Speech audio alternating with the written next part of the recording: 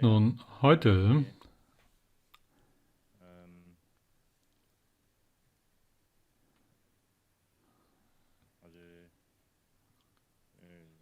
haben wir in unserem Sommer-Dharma den dritten Tag.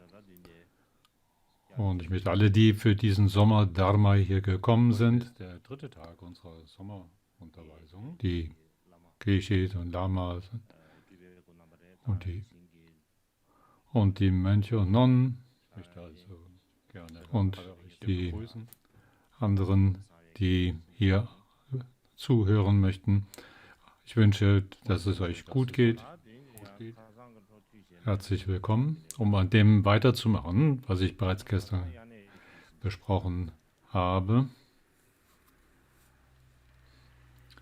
Da habe ich gesprochen über Sogyong und das Bhushada, und jetzt geht es um das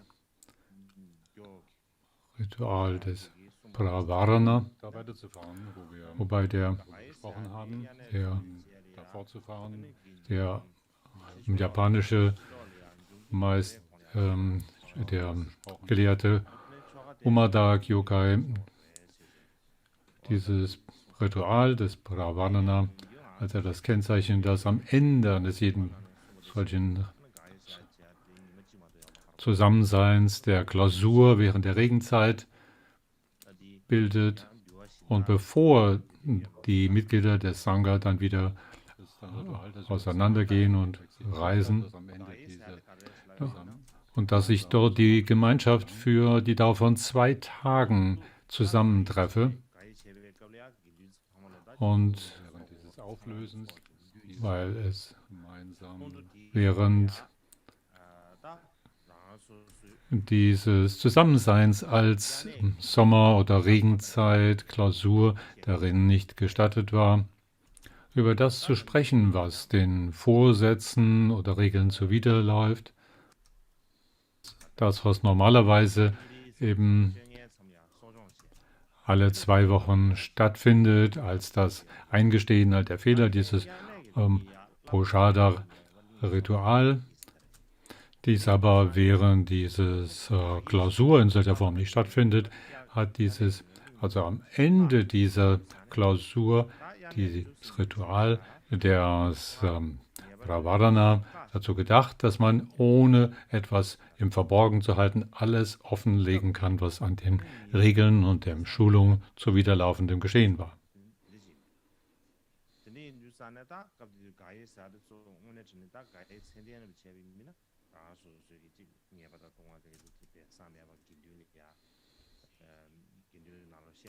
Weil sonst, wenn man dies einfach so weiterlaufen ließe und das den Regeln zu Wiedergeschehene dann nicht eingesteht und bereut und richtig stellt, es dann eben zu einem großen Schaden käme. Und dann hat nach solchem Offenlegen eben die Gemeinschaft darüber zu befinden, in welcher Weise das dann zu behandeln oder zu korrigieren sein werde. Im Anschluss daran, was gesteht dann noch an anderem? Und so ist es eben die Meinung des japanischen Gelehrten, dass dies eben über 2 Tage stattfindet, obwohl in der Mula-Sarvastivadin-Tradition dort nur 1 Tag dafür anberaumt ist. Und was geschieht dann noch an anderem danach für die Gemeinschaft? Dann, wenn dieses Pravarana-Ritual vollzogen ist, ist ein Ritual, was als Katina bezeichnet wird, und der bereits erwähnte Gelehrte, indische Gelehrte S.R. Goyal, so sagt es also der Gelehrte Goyal, dass dies nach dem Ende des Pravarana stattfindet.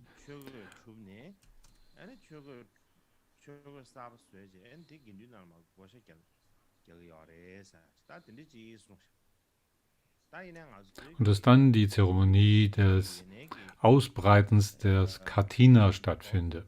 Das ist ein Rahmen, auf den man dann den Stoff für Roben zusammennähen kann zur Zeit des Buddha, wobei die Gemeinschaft der Haushälter dann das Material dafür zur Verfügung stellt und es dann zu Roben zusammengenäht und unter den Bhikshus aufgeteilt wurde. So hat er es dargelegt, aber in der tibetischen Tradition der Mula Sarvastivada, da heißt es im Vinaya auf etwas verschiedene Weise. Da ist also dieser Begriff dieses Katina, Ausbreitens. Dieser Begriff ist ein bisschen schwer zu verstehen, dass dieser Rahmen ist etwas, wofür den Sangha 3 Arten von Dhammaroben zu verfertigen waren und dann auf einem festen Holzunterlage, braucht man eine feste Holzunterlage, die flach und fest ist und darauf die 3 Dhammaroben ausgebreitet hinlegen kann. Das heißt, im Tibetischen heißt der Ausdruck, die 3 Dhammaroben auf einem flachen Holz, das man als Unterlage stabil benötigt, daran, auf diesem alle 3 Dhammaroben ausgebreitet hinzulegen habe. Das heißt so viel wie das eben ausgebreitet. Und dieses flache Holz, das stabil ist, hat ein bestimmtes Ausmaß, das dem Schal, dem Sangati, des Sukata entsprach, so ungefähr die Größe. Und da ist man darauf die 3 Dhammaroben ausgebreitet hinlegen konnte. Um diese drei Roben auszubreiten. Warum? Weil die Ordinierten, in erster Linie Bhikshus, der Segen für die 3 Dhammaroben etwas ausgebreitet wurden, damit sie dort eingesegnet werden konnten, um dann danach und dass dann 2 Gruppen von je 4 Bhikshus, also 8 zusammen, 2 Vierergruppen von Bhikshus dort diesen Platz bewachten.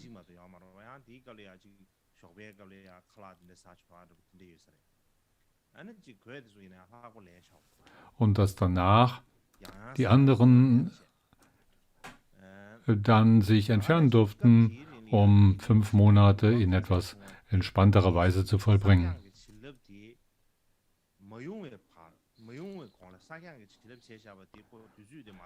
Und es war damals nicht üblich, dass die Individuen je ihren eigenen Roben selber hätten einsegnen müssen. Und normalerweise ist dann das Einsegnen der eigenen Dhammaroben etwas sehr Aufwendiges. Und das war eben zu dieser Zeit nicht notwendig. Und es waren zu dieser Zeit auch keine so strikten Regeln im Hinblick auf die Vergehen, im Hinblick auf das Essen, so dass man eben nicht nur einmal am Tag, sondern vielleicht auch ein Frühstück zu dieser Zeit, ein leichtes Frühstück, dann angemessen war. Und ungeachtet der Menge all der Geschenke und Opferungen, die dem Sangha dargebracht wurden, dass wenn sie dann bis vor dem Einsegnen des Katinas zurück waren, sie daran teilhaben konnten, was nach der Klausur von der Bevölkerung, dem Sangha geschenkt war. Das war so ein Vorteil davon, von diesem Katina. Und falls man aber an diesem Sommerregenzeit-Klausur nicht teilgenommen hatte, konnten sie auch nicht an dem Ritual des Katina teilnehmen, dieses Ausbreitens der Dhammaroben und Einsegnens und deshalb auch und eben auch nicht an dem Aufteilen des gemeinsamen Besitzes durch die Geschenke während des Katinas daran teilnehmen, ebenso auch nicht das hinterher Entspannen und Loslassen im Sinne von von 5 Monaten etwas einen entspannten Lebenswandel im Sinne eines Urlaubs führen zu können. So war das wohl damals. Nun, wie auch immer, in Tibet aber, wenn wir uns fragen, hat es in Tibet auch diese Tradition gegeben oder nicht?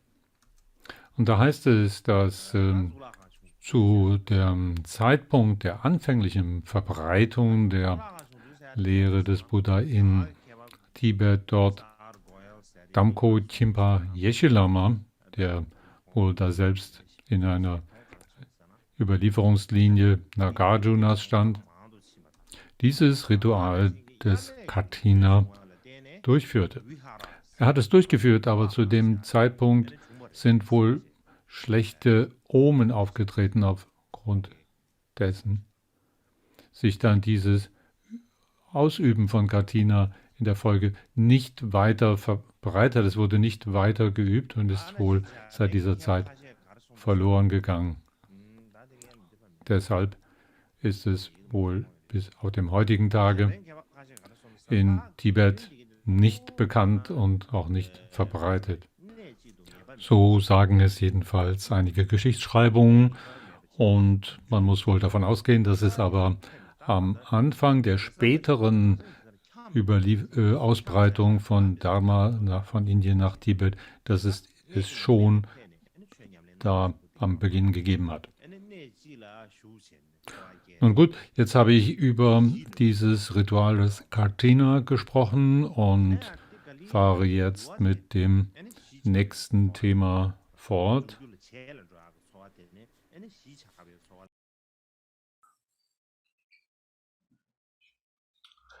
So dass die Tradition dieses umherziehenden Sanghas sich verändert hat in einen Sangha, der einen festen Ort benutzte. Dieser Wandel hat eine ganze Weile gebraucht.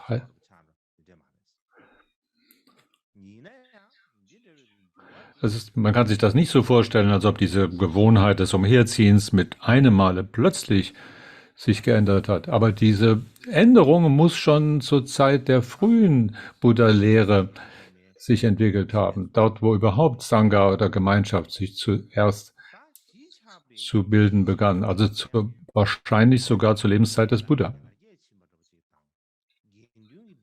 Und die Tatsache, dass sie sich niedergelassen haben, heißt, dass sie sich als Gemeinschaft entwickelt haben, dass sie einflussreicher geworden waren. Und am Anfang gab es für dieses gemeinsame Zusammensein nicht allzu viele Regeln. Und nach wurden es immer mehr solcher Regeln aufgrund von Vorfällen, an bestimmten Beispielsfällen, Präzedenzfällen. Und hat es mehr und mehr Regeln gegeben dieses gemeinsamen Lebens. Und man muss sich so vorstellen, dass alle diese Präzedenzfälle natürlich nicht zu einem einzigen Zeitpunkt gleichzeitig stattgefunden haben, sondern das gab vielleicht jetzt einen und dann einige Monate oder einige Jahre später einen weiteren Vorfall, der eine neue Regel notwendig machte und so weiter. Also diese Regeln sind eigentlich so verfasst, dass sie in der Reihenfolge dessen, wie sie dann notwendig wurden und aufgeschrieben wurden, dann zu sehen sind. So. Und diese Regeln wurden dann so angepasst, dass man später auch gemeinsam an einem Ort, an einem Aufenthaltsort sich niederlassen konnte. Wie ich das gestern bereits gesagt habe, gab es da 2 Arten von Aufenthaltsorten während dieser Sommer- oder Regenzeit-Klausuren. Avarsha war das eine, der Platz, der Aufenthaltsort, und der andere war dieser Park oder Blumengarten oder Bungarava. Diese angenehmen Orte des Verbleibs waren während der Regenzeit als solche ausgewählt und waren niemals als Daueraufenthaltsorte gemeint. Und der jeweilige Besitzer dieser Orte hat sich zwischendurch darum gekümmert, hat sie instand gehalten, sodass beim nächsten Regenzeitklausur der Sangha sich dort wieder einfinden konnte. Aber der Sangha selber hat den Platz zurückgelassen und sich nicht darum gekümmert. Und diese waren so gewissermaßen Parks, die außerhalb einer größeren Ansiedlung vielleicht sich befunden haben und war sehr angenehm, dass wir sie auch als Blumengärten manchmal benannt sind. Im Grunde genommen könnte man sagen, in unserem heutigen Begriff, das sind wie ein Park, da gibt es schöne Bäume darin oder Fruchtbäume. Also eher wie Parks oder Gärten in der Anlage. Die Besitzer der jeweiligen solcher Gärten oder Parks hatten sehr großes Vertrauen zum Buddha und haben den Sangha jeweils immer wieder eingeladen, an diesen Ort zurückzukehren. Und sie haben praktisch nach und nach diesen Platz ihnen geschenkt oder angeboten. Es wurde also ein Ort für den Sangha, wo man sich versammeln konnte. Ein wichtiger Ort, wo man sich treffen, gemeinsam hören und überdenken und üben konnte. Und so hat sich dann der Begriff Sangharama eingebürgert für diese Orte als Sangha Parks. Da etwas euch zu zeigen hier in dem Zusammenhang. Das ist so die Reihenfolge, wie sich diese, was man heute als Klöster bezeichnet oder Tempel, nach und nach gebildet haben. Und so waren also diese Plätze, diese Aufenthaltsorte, diese Gärten ursprünglich Aufenthaltsorte des Sangha, deswegen haben es Sangharama genannt. Also der Park und der Garten war angelegt für den Sangha, dort zu bleiben, zu verweilen, sich über Dharma auszutauschen, zu hören, zu überdenken und zu üben. Und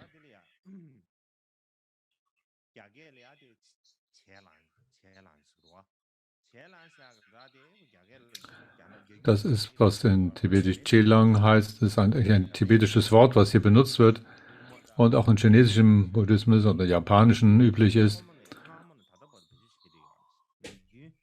Und der japanische Gelehrte Umada Gyokei sagt, dass dieser Begriff bis auf den heutigen Tag auch üblich ist. Und das chinesische Wort Chelang, was eigentlich sich auf Klöster bezieht, war damals aufgrund dieser Tatsache gebildet.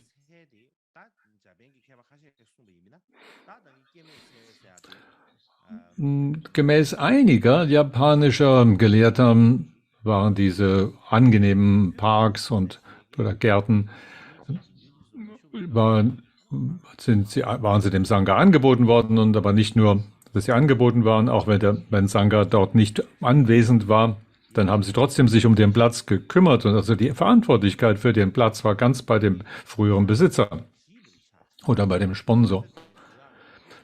Später hat sich das verändert, in dem Sinne, dass es ein Daueraufenthaltsort geworden war, je nachdem, wie dann mehr und mehr Bhikshus sich eingefunden haben und der Ort ein solcher war, wo Bhikshus sich versammelten und Dharma gemeinsam zu hören und darüber Dharma zu diskutieren, wo sie dann auch die Sommerretreats im Pochanda oder Pravarana oder Katina dann dort gemeinsam durchführen konnten. So hat sich das allmählich entwickelt. Das waren alles die Zeremonien oder Rituale, deren wegen sich die Gemeinschaft, der Sangha dort zusammen hat einfinden müssen. Und es gab deshalb am Anfang nicht viel zu tun, aber nach und nach haben dann diese Übungen des Pochada, Pravarana und Katina sich nach und nach entwickelt, dort an diesen Orten. Und der Platz wurde mehr und mehr an solchen gemeinsamen Verfahren, wofür Sangha oder Gemeinschaft sich je versammeln musste.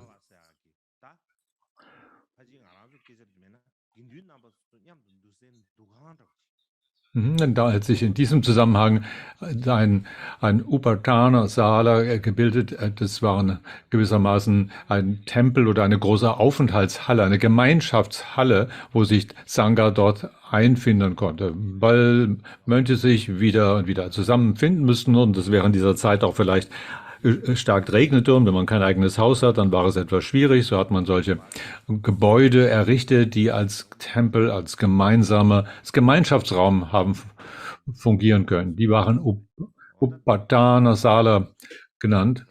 Wenn man das ins Tibetische übersetzt, dann wäre das sowas wie ein Versammlungsraum oder ein Tempel. Und durch dieses Bauen der, dieser Gemeinschaftsräume oder Tempel haben sich dann Gebäude formiert oder die als Lena genannt waren oder was man heute als Klöster bezeichnen würde. Wenn da einfach nur ein Ort wäre, dann könnte man bloß ein Platz alleine macht es nicht zu einem Kloster. Wenn man da mit dem Finger darauf zeigen würde, sagen wir, das ist der Platz, wo Sangha sich trifft. Und jetzt nach und nach nimmt es die Gestalt eines Klosters an. So, das hat sich so nach und nach entwickelt in dieser Weise.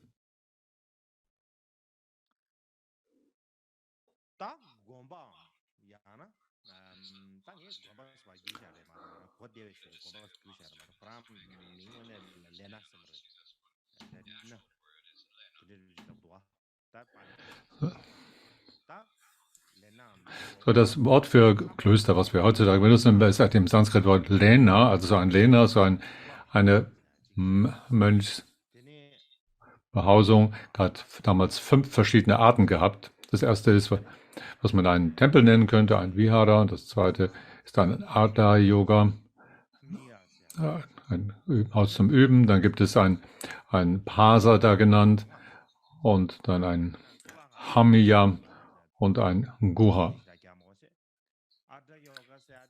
Das wir als Tempel bezeichnen, brauche ich nicht so weiter erklären. Hatha Yoga ist etwas schwierig zu verstehen. Wir sagen, es gibt da verschiedene Erklärungen darüber. Ich sage einfach Hatha Yoga, ich werde jetzt gar nicht versuchen, es zu übersetzen ins Tibetische. Und dann gibt es eben Basada, ein großes Haus. Das könnte ein größeres Gebäude. Zum Beispiel wie ein königlicher Palast, ein größeres Gebäude ist ein sehr ein entwickeltes Gebilde. Dann gibt es Hamiya.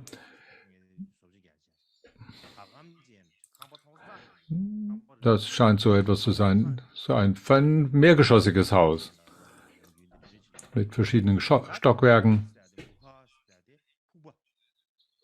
Und dann ist Guha, das heißt Höhle. Das ist aber nicht wenn ich sage Höhle, ist es nicht eine natürliche Höhle, sondern es kann durchaus eine Höhle sein, die von Menschen in Stein hineingehauen wurde.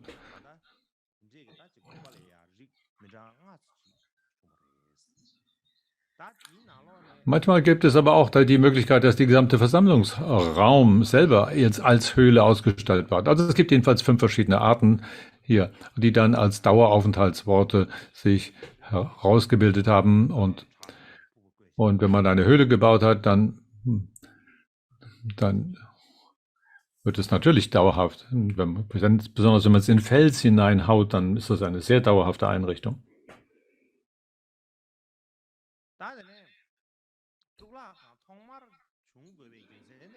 Und wenn man dann zuerst drüber sprechen möchte, warum sich überhaupt Tempel am Anfang gebildet haben, das war während dieser Sommer- oder Regenzeitsklausuren, dass die einzelnen Bhikshus Orte des Aufenthalts benötigten. So, sie brauchten einen Platz, wo sie sich aufhalten konnten. Und deswegen hat man also solche Aufenthaltshallen gebaut. Und später wurden dann diese Viharas auch ein Platz, wo sie gemeinsam ihre Übungen haben durchführen können oder Zeremonien und dadurch wurde es dann zu einem Sangha Vihara oder Sangha Gemeinschaftsraum. Und das heißt hier Sangha im allgemeinen Sinn, also große Gruppe der Sangha im allgemeinen Sinn. Wenn man über einen Tempel spricht, dann diese heutzutage Leute sich treffen und für als Gemeinschaft halten, für den Sangha sich zu treffen. Heutzutage ist das auch so, aber dann haben wir vielleicht noch in dem Obergeschoss irgendwelche Räume für die Lamas und so weiter. Aber abgesehen davon ist es ein Gemeinschaftsraum, in dem man sich treffen kann und so. Gibt es auch verschiedene Einzelräume, was im Tibetischen dann die verschiedenen die Schlafplätze für Mönche sind und so weiter. Also wir haben also diese Wohnräume praktisch und dann einen Gemeinschaftsraum, wo sich alle versammeln können, wo der Wohnorte waren da, wo die Einzelnen sich aufhielten, und dann gab es eben dann auch dieses Gemeinschaftsgebäude. Also beide waren damals notwendig. Und in dem Maße, wie diese Klöster oder Tempel sich mehr und mehr in der Größe ausgestaltet haben, dann wurden sie mehr und mehr im Sinne von dem, was man heute als Tempel bezeichnet, also von einem Gemeinschaftsraum zu einem Tempel sich entfaltete, oder was man dann im weiteren Sinne auch als eine Gruppe von Gebäuden bezeichnen würde, eine ganze Gebäudegruppe, die mit einer bestimmten Architektur versehen waren. Manche von denen würde man dann darin als Tempel bezeichnen, und dann hat man eine Höhle obendrein. Das muss nicht unbedingt eine natürliche, sondern kann auch eine von Menschen aus dem Stein gehauene Höhle sein. Und diese Höhlen waren Orte, die während der Zeit des Buddha als Orte genommen wurden, um sich in stabile Aufmerksamkeit, in Dhyana zu üben. Und natürlich waren solche besonders begehrt an Orten, wo man nicht von der Öffentlichkeit sichtbar war. Und in Indien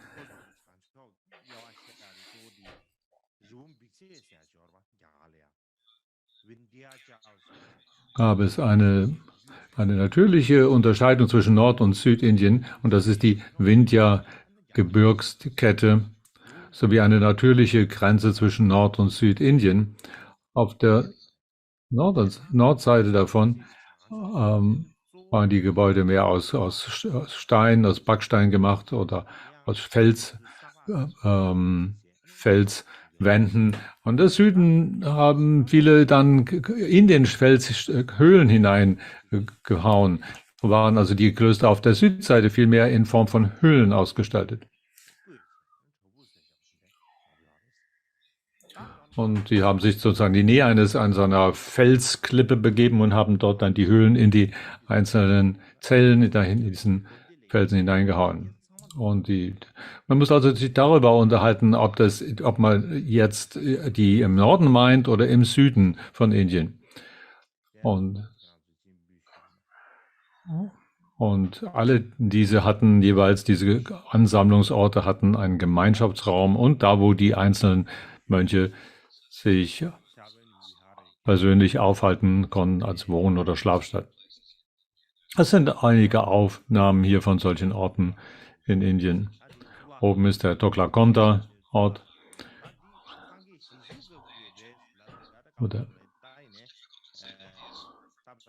Man kann schlecht sagen, ob das selbst in der Zeit des Buddha so war, aber sie wurden wahrscheinlich in der ersten oder zweiten Jahrhundert errichtet.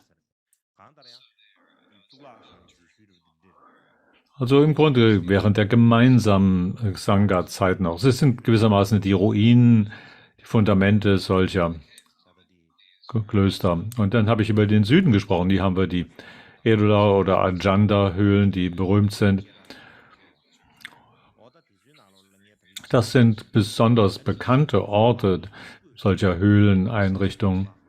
Sie haben also in diesen Fels hinein all diese Gestalten gehauen, haben das als Kloster benutzt und betrachtet. Es ist nicht also in keiner Weise so, dass da eine natürliche Höhle war, wo sich die Mönche aufhielten, sondern sie waren alle aus der Felswand direkt herausgehauen.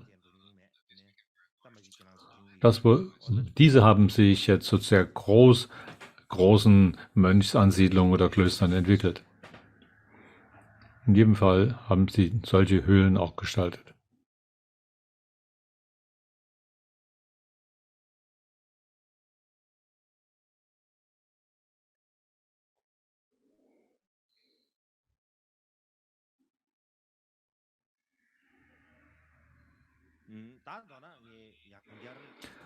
Und kurz, um das alles nochmal ein bisschen zusammenzufassen, dann sagt der japanische Gelehrte Omada Kyokei,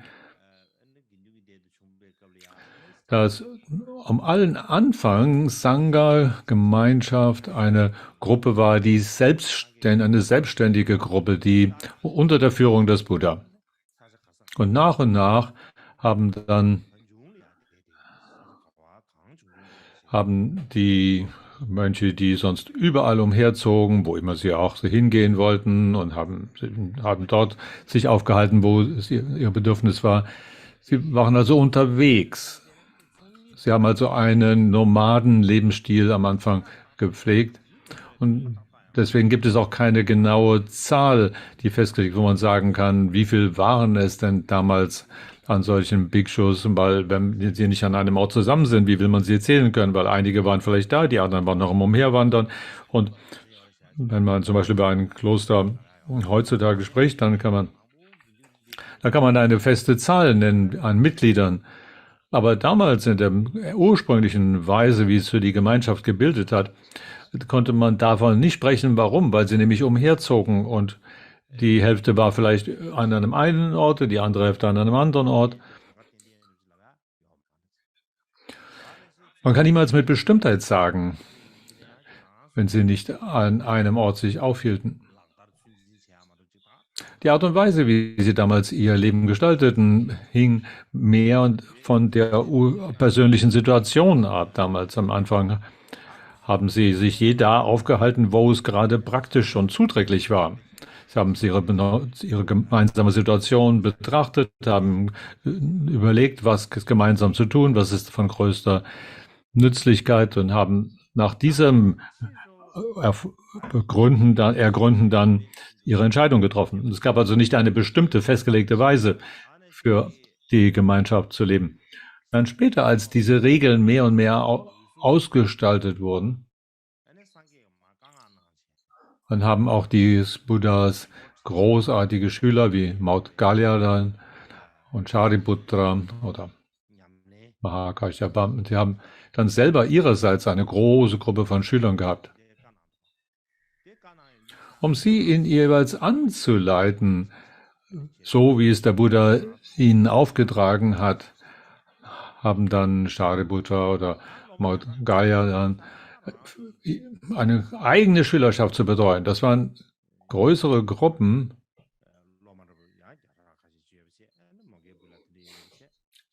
Da gab es also ein paar hundert Schüler von Shariputra, ein paar hundert Schüler von Maudgalya. Sie haben jeweils ihre eigenen Instruktionen dort gegeben, um die eigenen Schüler zu fördern. Und die entsprechende Zahl der Mitglieder der jeweiligen Gruppen hat sich dann größer und größer entwickelt und dann haben sich Maudgalyanas Gruppe, hat sich die Gruppe an einem Ort versammelt und andere in einem anderen, eine andere Gruppe in einem anderen Ort. So, das ist die Anfangssituation. Wenn man über diese Zeit hier nachdenkt,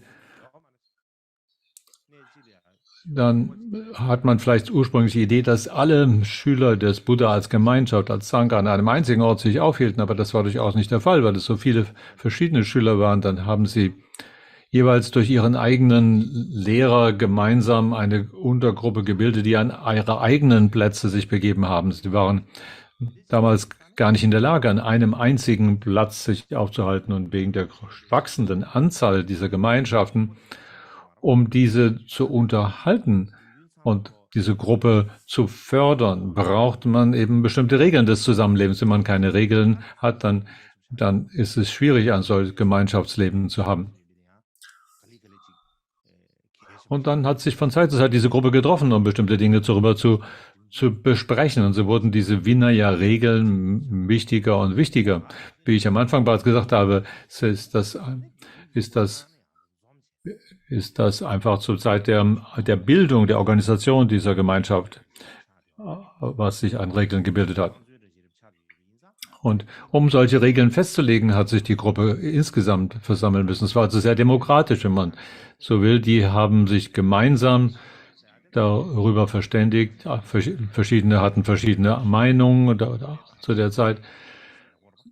Dann war das die Art und Weise, wie und zum Beispiel diese Rituale der Handlung, das hat was zu tun damit, welche Geschäfte eine solche Gruppe machen kann. Und damit gibt es Regeln, die damit sind, die Regeln für die die durchzuführen sind. Und so, wenn immer sie in eine bestimmte Situation kamen, die zu betrachten war, dann musste eben dafür eine Regel gefeilt werden. So wurden also auch diese Regeln der Geschäftsdurchführung wichtig.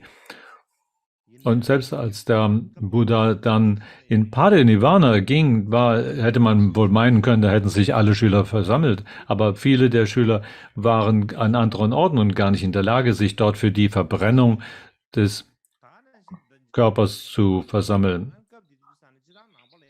In gleicher Weise, so wie es der japanische Gelehrte sagt, gab es viele in der Gemeinschaft der Schüler des Buddha, die in ihrer Zahl schwer festzulegen sind. Man kann keine feste Größe angeben. Vielleicht nach einem Jahr ungefähr, nach der Zeit des Buddha-Erwachens, waren da ungefähr 1250 Bhikshus, die sich versammelten. Und danach sind mehr und mehr Leute dazugestoßen zu dieser Gemeinschaft. Aber dennoch können wir kaum eine Zahl nennen. Und vielleicht, wenn man später eine Schätzung versucht zu machen,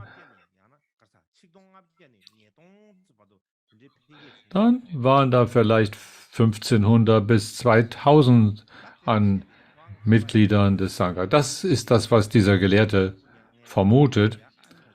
Aber wenn man darüber nachdenkt, wie hat er diese Schätzung gemacht? Weil zu der Zeit, während des Parinirvana, waren ungefähr 2000 und etwas mehr Schüler dort versammelt. Und das ist wahrscheinlich eine gute Schätzung. Da ist vielleicht im Moment hier eine Pause einzulegen. Oder es dabei zu lassen, das an dieser Stelle erstmal zu diesem Thema zu belassen. Wenn ich dann über die verschiedenen Gruppen innerhalb des Sangha sprechen würde,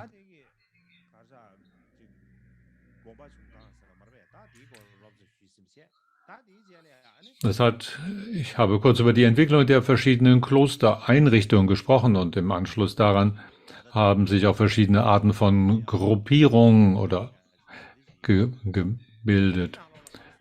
Da gibt es also den 4 Agamas, gibt es also ein Sutra, was heißt das Sutra von dem Verfeinern, dem Resultat des Verfeinern von Gutem. Und da ist die Rede davon, dass es 6 verschiedene solche Lehrer von verschiedenen Gruppen gab, die man normalerweise als die Anführer nennt. Das war so eine des Sangin, die sind praktisch die Lehrer oder die Anführer der verschiedenen Gruppen. Weil jeder dieser Lehrer ihre eigene Gruppe hat. Sie waren der Lehrer oder der Kopf dieser Gruppe. Und wenn sie zu ihnen sprachen, dann waren sie sozusagen der Kopf dieser Gemeinschaft und wurden als der Anführer. Und alle diese hatten ein großes Wissen, hatten sehr hervorragendes, geregeltes Handeln, Wissen, waren lange Zeit als die lange Zeit verstrichen seit ihrer Bestwertung, ihrer Ordination und haben deshalb aus diesem Grund schon alleine angesehen als Respektpersonen, die als die Älteren bezeichnet wurden. In der gleichen Weise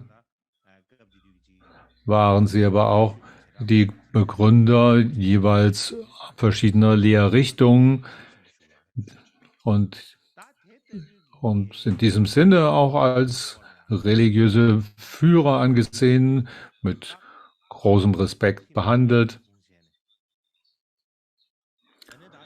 Und die Instruktionen, die Unterweisungen, die sie gaben, war zu den Schülern, die man als Shramanas, als Schüler des klösterlichen Weges bezeichnen würde. Sie hatten also auch eine Art der Weise, die als Gemeinschaft der Ordinierten sich formierten und diese Gruppe nennt man als Sangha oder als Garna. Wobei man berücksichtigen muss, wie ich das anderen Tags gesagt habe, dass der Begriff Sangha eigentlich Gemeinschaft bedeutet, der allgemein in der Gesellschaft verwendet wurde für alle, auch Geschäftszwecke und so weiter. Und darin gab es eben auch religiöse Gruppierungen und hatten ihre Also es ist ein allgemeiner Begriff der Politik und Gesellschaft damals. Und es ist in verschiedenen Zusammenhängen verwendet und ist ein ganz allgemein üblicher Begriff. Sangha ist durchaus nicht nur auf religiöse Gruppen bezogen oder schon gar nicht nur auf die Schüler des Buddha. Und kurz gesagt, wenn man also über Sangha spricht zu jener Zeit, und dann meinen wir natürlich jetzt hier Sangha im Sinne von jenen, die einem religiösen Weg folgen, einem Dharma folgen. Und da gab es eben 6 verschiedene Lehrer, denen die Schüler jeweils folgten und hin zu verschiedenen Orten und waren jene, die Dharma übten. Das Sangha ist praktisch eine Gruppe von solchen, die solchen Dharma übt und mit ihrem Lehrer zusammen sind. Und es gab viele solcher verschiedene Gruppierungen, die damals unterwegs waren, auch von verschiedener, zu der Zeit, wo die Lehre des Buddha sich zuallererst ausbreitete. So gab es viele, die solche Gruppierungen, die sich da überall unterwegs waren mit ihren jeweiligen religiösen Führern. Und deswegen war zu dem Anfangszeitpunkt jene Schüler des Buddha, diese Gruppen waren als die Versammlung jener, des Sohns der Shakyas genannt, das Sakyaputiya Samana. Oder auch der Dharma des Buddha, seine Lehre wurde genannt, der Dharma des Sohns der Shakyas. Weil jeder nun dieser 6 Hauptlehrer ihre eigenen Gruppierungen hatte, mit denen sie unterwegs waren, war, um diese als unterschiedlich zu behandeln, gemeinsam zu bezeichnen, als diejenigen, die dem Sohn des Shakyas folgen. Es gab also zu dieser Zeit durchaus nicht nur solche, die Schüler des Buddha waren als Sangha, sondern viele andere religiöse Gruppierungen. Und man muss begreifen, dass das Wort Sangha eben ein allgemeiner Begriff ist, der hier jetzt in einem speziellen, eingeschränkten Weise vielleicht verwendet wird. Wie auch immer, zur Zeit, als die Lehre des Buddha am Anfang sich zu entwickeln begann, da gab es keine große Diskussion über Buddhist zu sein oder Buddhismus. Niemand würde behaupten zu der Zeit, er sei Buddhist. Es war überhaupt keine verschiedenartige, von anderen abgegrenzte Religion. Das hat sich erst viel später entwickelt. Zu der Zeit, wo Buddha selbst lehrte, da gab es niemanden, der sagt, ich bin ein Buddhist. Das gab diese Unterscheidung zu diesem Zeitpunkt nicht. Erst später, als sich Sangha-Gruppierung weiterentwickelt hatte,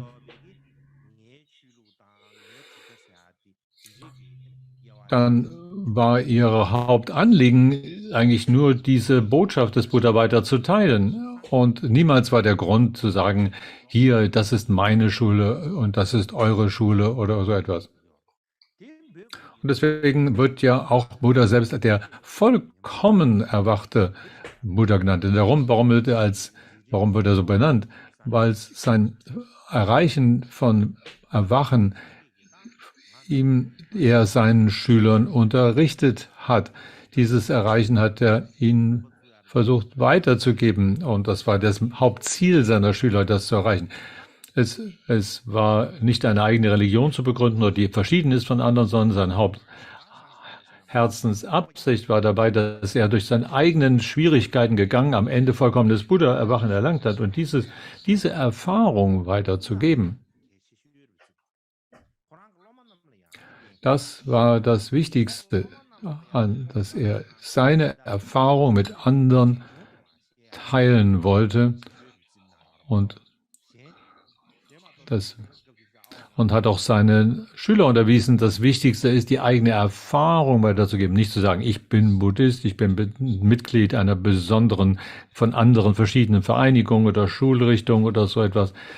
Es ging nicht um die Unterscheidung von verschieden zu sein von anderen. Das war in keiner Weise seine Herzensabsicht zu jener Zeit. Am Ende dann, als Buddha in Parinirvana überging, heißt es zu jedem Zeitpunkt, du musst dein eigener Schutzherr sein. Nehme Zuflucht zu Dharma. Suche den Schutz der Dharma-Botschaft auf. Vorsätze zur persönlichen Befreiung als deine Leitschnur nehmen. Er hat niemals gesagt, in der Zukunft musst du irgendetwas wie einen Buddhismus entwickeln und jener ist der Führer dieser Gruppe und wird meine Gruppe weiter anführen. So etwas hat er niemals gesagt. Das war es so, wie es damals geschah. Und jetzt haben wir 30 Minuten Pause.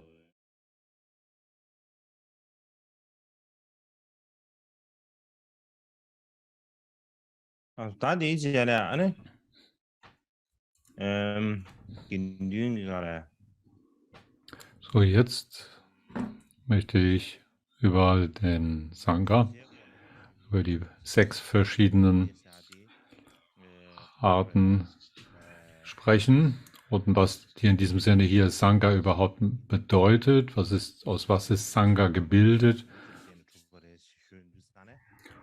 was sind die verschiedenen Gestalten, die es annehmen kann. So, in erster Linie, was eine Sangha-Gemeinschaft bedeutet, es sind zuallererst einmal jene, die voll ordiniert sind, und das bezieht sich auf Bhikshus und Bhikshunis. Das sind im engeren Sinne das ordinierte Sangha. Zusätzlich, darüber hinaus, gibt es auch als Unterstützung davon und jene, die in Zukunft also dann Bhikshus und Bhikshunis sind. Und deswegen kann man dazu auch jene als Anwärter, die Anwärter und Mönche und Nonnen nehmen und dann noch als 5. die Bhikshunis zur Probe. Das sind die sogenannten 5. Was bedeutet das, diese Bhikshuni in Probe? Der Shikshamana genannte Gruppe bezieht sich auf Nonnen, die, nachdem sie bereits die Anwärterschaft und die entsprechenden Vorsätze genommen haben, dann 2 Jahre lang sich in einer solchen Probephase befinden und danach erst die volle Menge der Vorsätze übernehmen und dann Bhikshunis genannt werden. Und das sind also 5 Untergruppen, die man zusammen als 5 Arten von Ordinierten bezeichnen würde. Entweder ist man Bhikshu oder Bhikshuni. Das bezieht sich in erster Linie auf diese beiden Hauptgruppen, Bhikshu und Bhikshuni.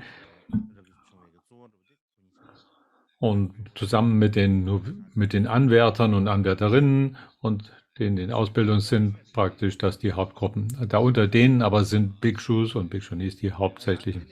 Für die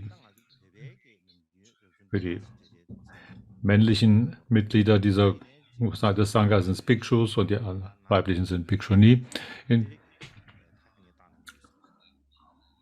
Im Pali heißt es die 5 inneren Gruppierungen des Sangha.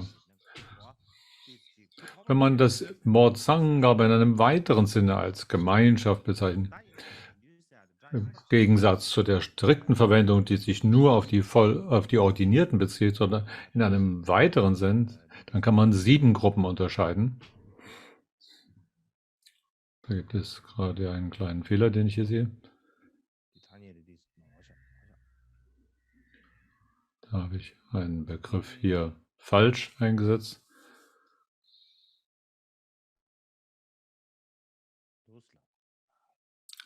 Einen kleinen Augenblick bitte.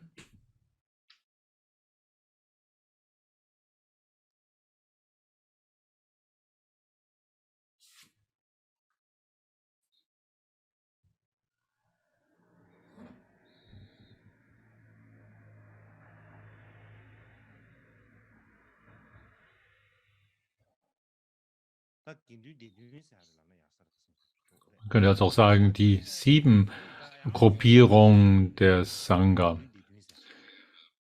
7 Gemeinschaften oder Untergemeinschaften. Im weiteren Sinne sind es also 7.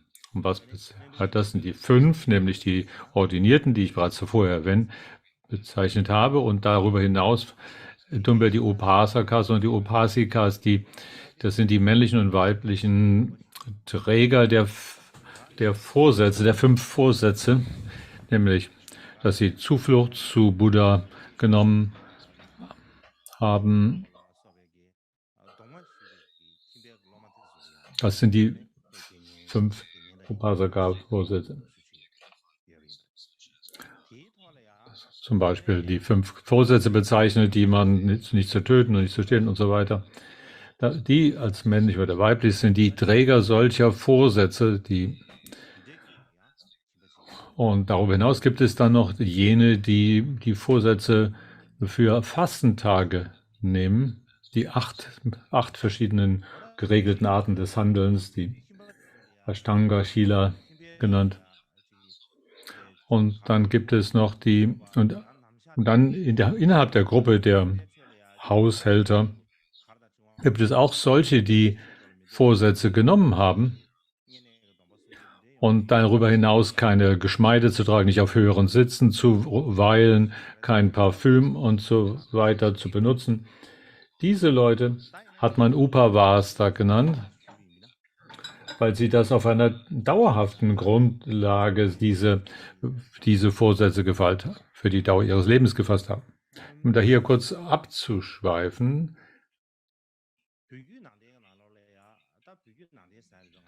in der tibetischen Tradition,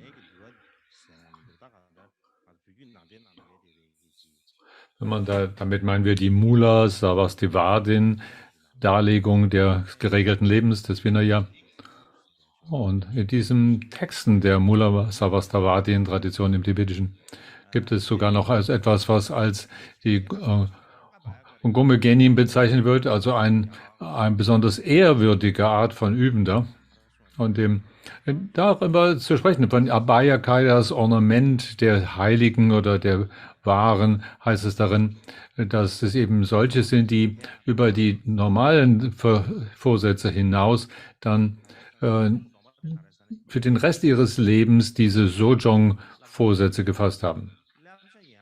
Das sind also die 8 Hauptvorsätze und die für die gesamte Dauer des Lebens zu nehmen. Solche werden als ehrwürdige Haushalter, Übende bezeichnet.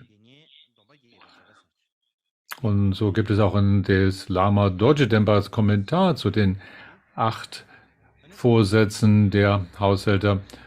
Das heißt, dass sie praktisch die Fastenvorsätze für den Rest ihres Lebens fassen und deshalb ehrwürdige Haushalter, Übende werden. Und Acharya Damstrasena erklärt es ebenso in dieser Art. Atisha oder Dipankara Sri Gyana bei Namen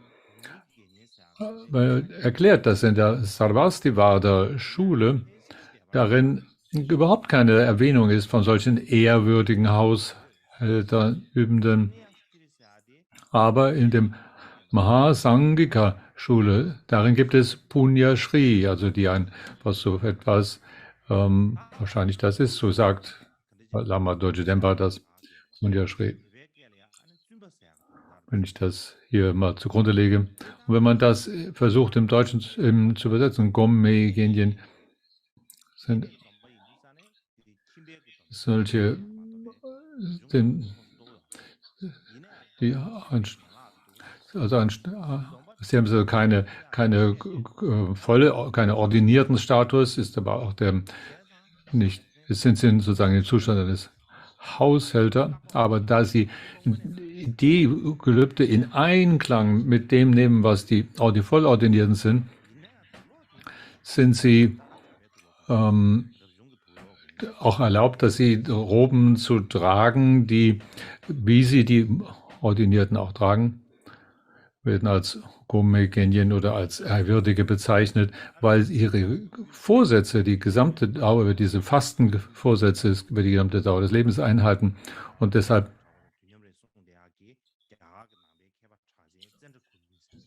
mit der tibetischen Tradition fortzufahren, gibt es den indischer Gelehrte Chandra Gomme, der zur Zeit von Chandrakirti gelebt haben soll. Er war so ein Gomme-Haushälter, Übender. Also die Vorsätze der Haushälter hat und auch die Dharma-Gewänder trug, tatsächlich, aber die Vorsätze der Haushälter plus die anderen für Lebenszeit hatte. Und Atisha sagte, dass in der Sarvastivada-Tradition gibt es etwas nicht, aber in der Mahasangika-Gruppierung gab es solche Bezeichnungen. Um jetzt zu unserem Hauptthema zurückzugehen, ich habe also über die 7 Gruppen, 7-fache Unterteilung des Sangha gesprochen, der im Prinzip die Hauptgruppierung der Ordinierten und der Haushälter. In gleicher Weise kann man Sangha auch nach Geschlecht unterteilen. Männlicher Sangha und weiblicher Sangha, Bhikshu und Bhikshunis. Und dann auch nach dem Ausmaß ihrer Einsicht, die sie erlangt haben. Oder Befreiung erlangt haben. Solche, die Befreiung erlangt haben, sind der Geschenke und Opferungen wert. Sie werden als ehrwürdiger Sangha bezeichnet und die anderen als gewöhnlicher Sangha.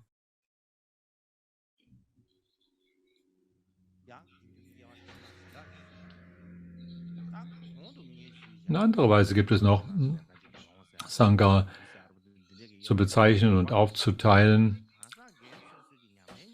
Alle diese oben genannten Bhikshus und Bhikshunis richten sich nach dem, was eine persönliche Übungsweise der einzelnen Sangha-Mitglieder betrifft oder welche Menge an Vorsätzen sie gefasst haben, zum Beispiel Bhikshus und Bhikshunis, die volle Menge der Vorsätze oder die der Anwärter haben ihre eigenen gelübdeten Vorsätze und also nach der Menge der Vorsätze oder man kann es auch nach dem Geschlecht aufteilen. Aber es gibt noch eine ganz andere Art und Weise zu unterteilen.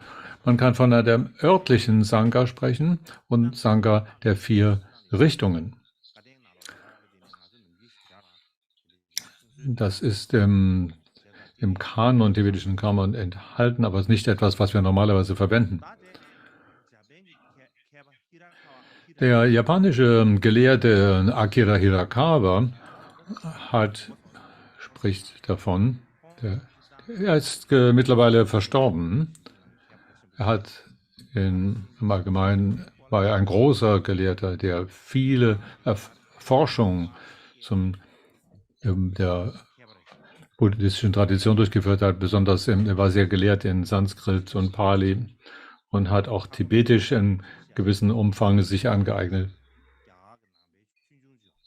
Er hat eine Geschichte der Ausbreitung der Lehre des Buddha in Indien geschrieben.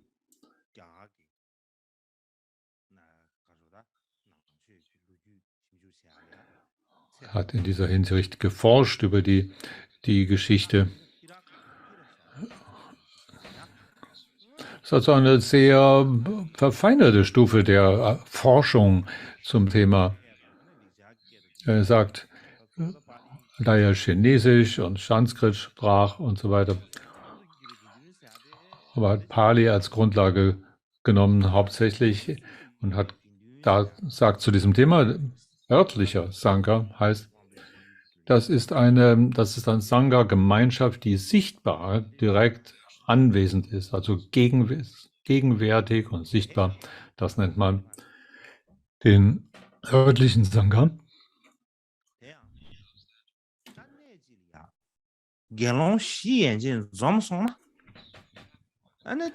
Wenn man mehr als 4 Bhikshus an einem Ort versammelt hat, dann nennt man das örtlich anwesend sichtbarer Sangha. Sangha ist ein Name für eine Gruppe, ist nicht ein Name für ein Individuum. Wenn man Sangha ins Tibetische übersetzt, dann muss man es als die Zusammenkunft von Menschen bezeichnen. Mehrere Leute zusammen bezeichnen wir als Gruppe. Wie viele Leute müssen zusammenkommen, um eine Sangha-Gruppe zu nehmen? Sind es 1 oder 2? Wie viele Leute müssen sich versammeln? Das heißt 4 oder mehr. Natürlich ist es besser, wenn man 5 oder 6 solcher Sangha-Mitglieder anwesend hat. Aber wenn nur 4 da wären, dann habe man schon Sangha, heißt es.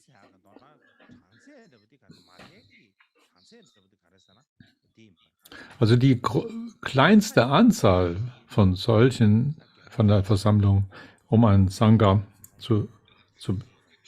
als den Sangha, als sie als Sangha zu bezeichnen, müssen 4 Bhikshus oder 4 Bhikshunis sein.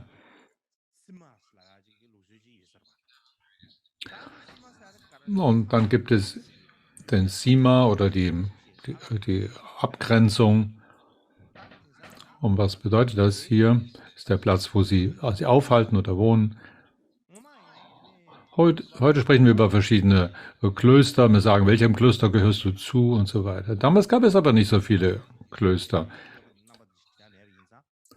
So jedenfalls nicht vergleichbar mit der heutigen Zeit. Und wir würden also nicht sagen, ich gehöre zu einem Kloster, einem bestimmten, sondern zu einer Gemeinschaft, einer bestimmten Gemeinschaft. In Bulgarien heißt es zum Beispiel,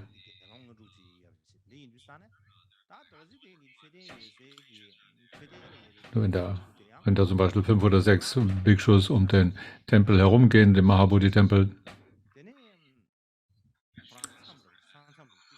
die Bhikshus am Mahabodhi-Tempel würden also eine Abgrenzung um sich herum vollziehen.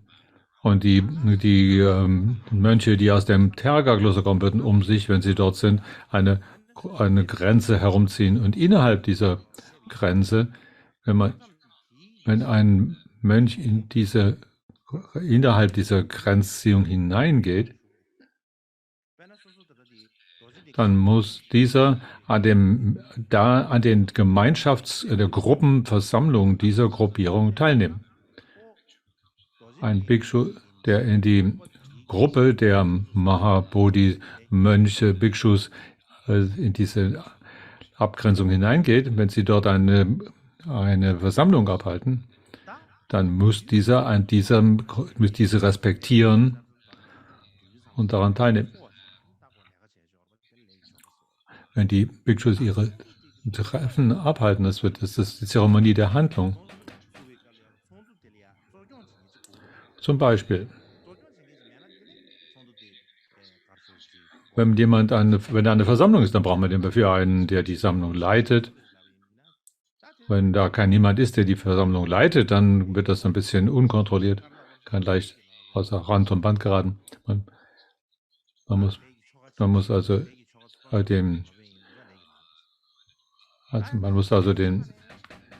auch jemand, einen Handlungsmeister, der diese Versammlung, diese Gruppierung, dieses Treffen anleitet.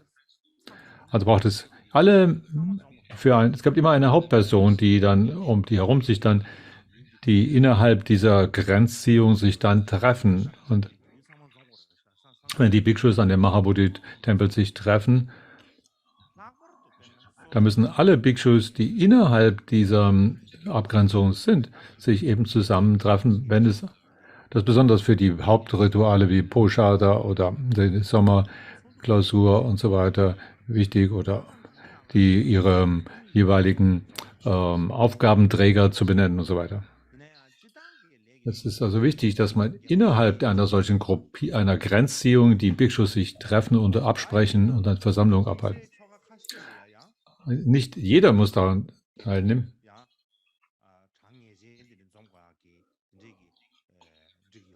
Es gibt besondere Rituale oder Zeremonien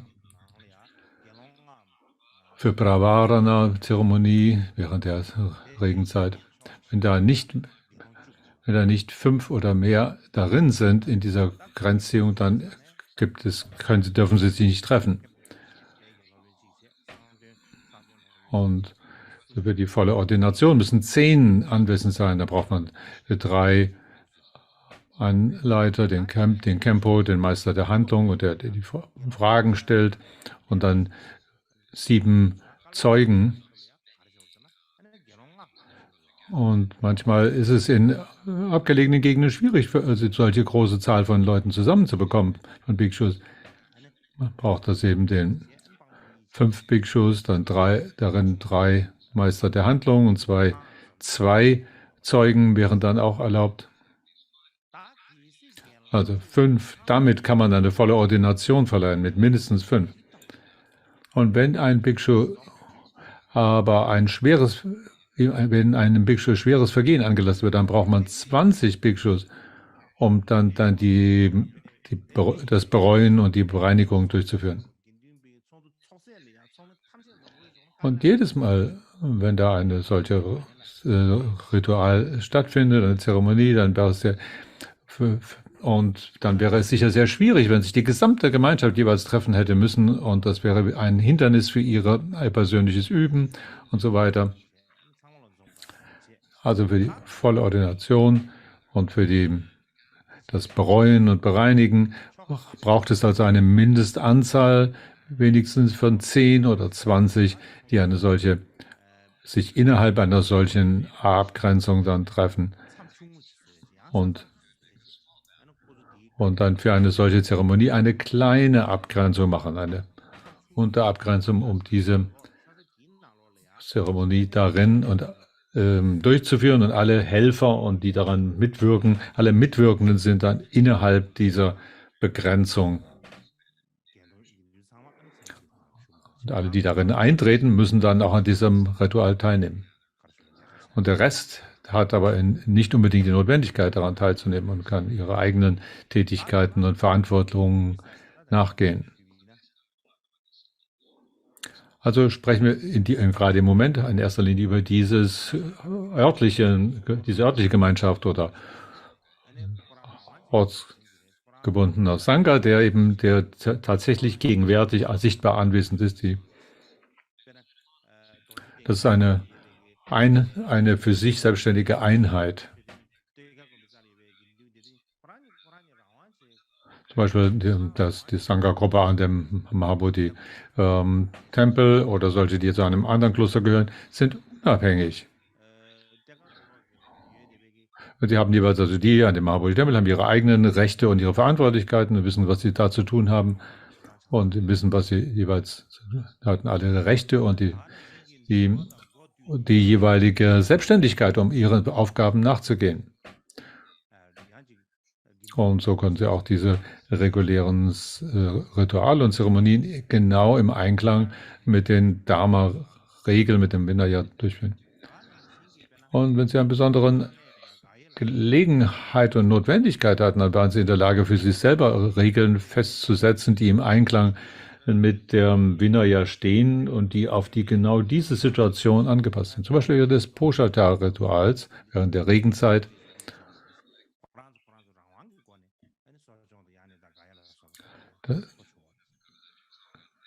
Das ist nicht so, dass die Mönche des Mahabodhi-Tempels zu den Mönchen der Terka-Kloster gehen müssen, sondern sie konnten unabhängig ihre eigenen Zeremonien durchführen. Und wenn man in einem solchen abgegrenzten Ort einer Gemeinschaftsgruppe sich befand, dann war der Besitz darin Gemeinschaftseigentum, der mit allen geteilt wurde. So haben sie sich gegenseitig unterstützt als Gemeinschaft. Das nennt man also örtlicher Sangha. Das ist also die Menge all der Bhikshus, die genau zu diesem Zeitpunkt jetzt anwesend waren. Und in alten Tagen heißt es, das nennt man Sangha-Gemeinschaft, die dort im Einklang mit Dharma-Lebensstil sich befinden. Hier gibt es einen Fehler. Jetzt können wir sprechen über die zweite Art der Gemeinschaft.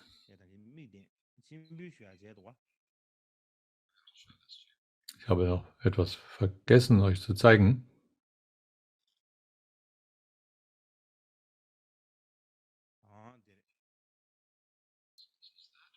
Das ist das zum eben genannten Thema des örtlichen Sangha. Also sichtbar gegenwärtige Gemeinschaft haben ihre Vinaya-Rituale. Vinaya ist das, was Buddha gelehrt hat. Sind also im Pratimoksha Sutra enthalten. örtliche Gruppierungen oder Sanghas hatten dann nicht das Recht, diese Regeln zu ändern.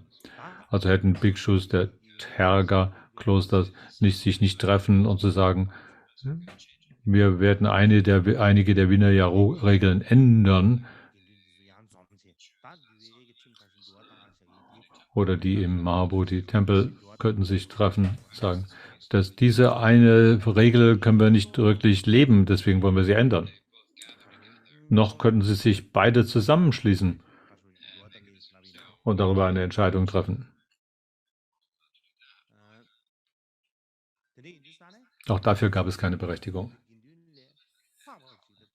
Vinaya-Lebensregeln war also in jedem Fall immer überragend zu allen anderen Regeln, die sich eine solche Gemeinschaft zusätzlich noch gegeben hat.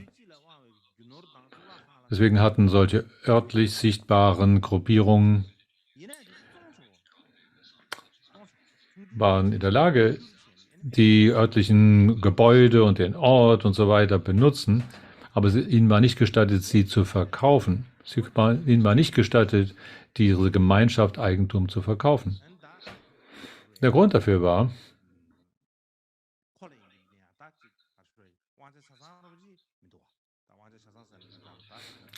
dass diese Gruppierung nicht diese volle Autorität darüber hat.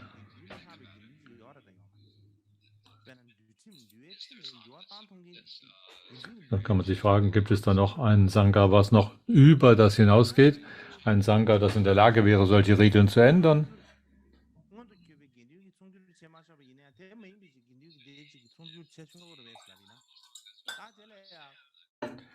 Wenn da die örtliche Gruppierung des Sangha nicht in der Lage ist, die Gemeinschaftseinrichtung zu verkaufen, wäre dann irgendeine Art von Gemeinschaft dazu in der Lage. Und hier haben wir dann Sangha der 4 Richtungen. Sangha der 4 Richtungen ist die zweite Gruppierung. Das sollte man verstehen, dass es nicht tatsächlich eine tatsächliche Zusammenkunft, es ist nicht eine bestimmte ausgewählte Gruppierung, sondern ist der abstrakte Begriff des Sangha der Gemeinschaft. Die tatsächlich sichtbare, das ist eine konkret sichtbare Gruppierung. Und Sangha der 4 Richtungen ist sozusagen die Vorstellung von der allgemeinen, größeren, umfassenden Sangha.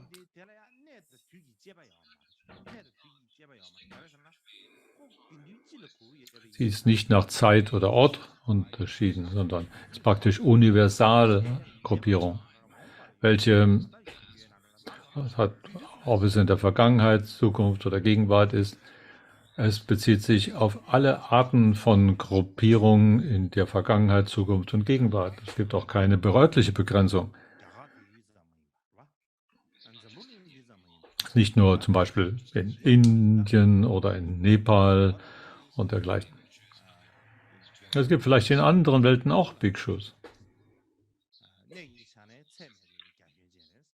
Alles wären darin eingeschlossen in Sangha der 4 Himmelsrichtungen, die auch in der Vergangenheit und in der Zukunft und der Gegenwart, alle sind darin eingeschlossen. Wenn man darüber nachsinnt,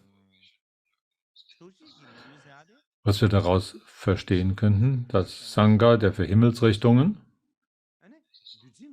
ist universale Gemeinschaft, die höherwertig ist im Sinne der Vinaya-Regeln. Vinaya-Regeln sind für die Gemeinschaft gemacht und nicht die Gemeinschaft für die Regeln. Die Vinaya-Regeln, Lebensregeln sind gemacht, um die Organisation und das Leben einer Gemeinschaft zu ermöglichen, damit sie sich gut entfalten können. Deshalb gab es solche Regeln. Es war für den Nutzen der Wesen gemacht und nicht. Wenn man also über universellen Sangha nachsinnt, ist also höherwertig als Vinaya-Regeln aus diesem Grund. Sangha der 4 Richtungen könnte zum Beispiel auch die Regeln, der Vinaya-Regeln ändern, wie ich das bereits gesagt habe. Das wäre natürlich sehr schwierig.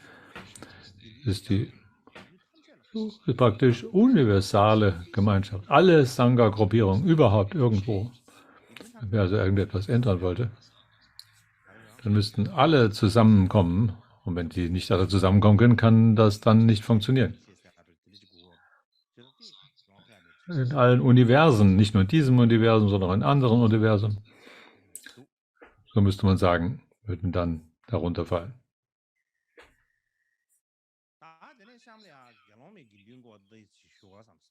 Jetzt möchte ich als nächstes noch ein bisschen über Bhikshuni Sangha.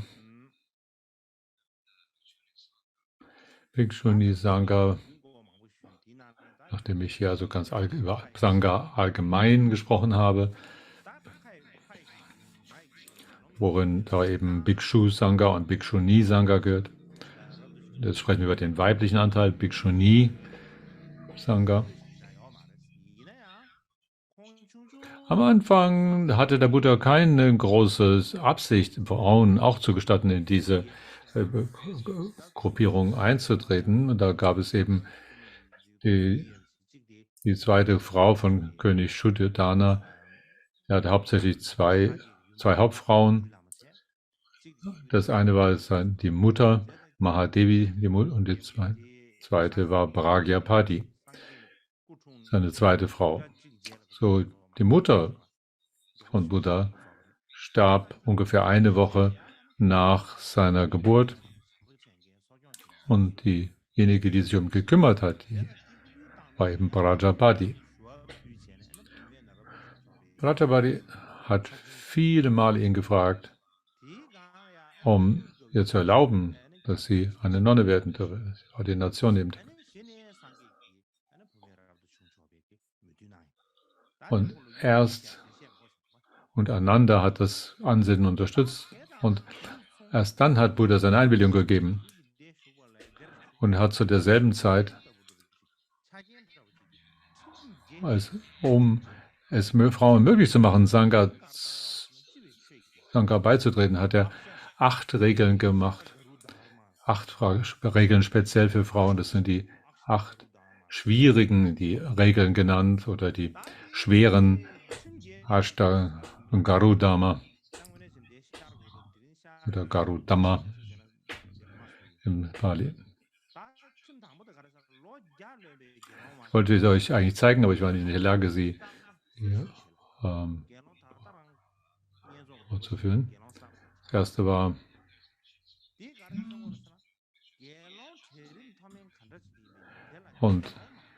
also welche Seniorität jemand hat innerhalb dann muss eine Bhikshuni immer zu allen Bhikshus Respekt zeigen, selbst wenn sie selber 100 Jahre alt wäre. Und Bhikshunis waren nicht in der Lage, eine Regenklausur abzuhalten, wenn da nicht Bhikshus auch in der Nähe waren. Alle 15 Tage ist da diese Poshata-Zeremonie. Und die Bhikshunis haben auch eine solche Zeremonie in ihrer eigenen Gruppe, müssen aber einen Bhikshu aus der Bhikshu-Sangha einladen, um ihnen Unterweisung in dem Bhakti-Moksha Sutra zu geben. Die 4. Regel ist, wenn Sie die Pravarana-Ritual durchführen, dann muss es in Gegenwart des Doppelsangha sein, also Bhikshu und Bhikshuni. Und dann die 5. ist die, dass Sie sich nicht über die Bhikshus lustig machen sollten. Und die Nummer 6, wenn Sie ordiniert wären zur Zeit Ihrer Gelübde, melden Sie es von dem männlichen. Wenn Sie Bhikshunis, müssen eine solche Ordination in Gegenwart des Doppelsangha von Bhikshus und Bhikshunis durchführen. Man braucht also die Erlaubnis auch der Bhikshu-Sangha, um eine volle Ordination zu erlangen.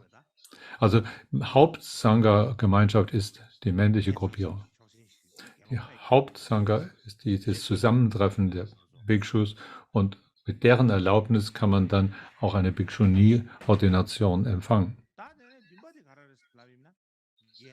Die siebte schwere Regel ist dann noch,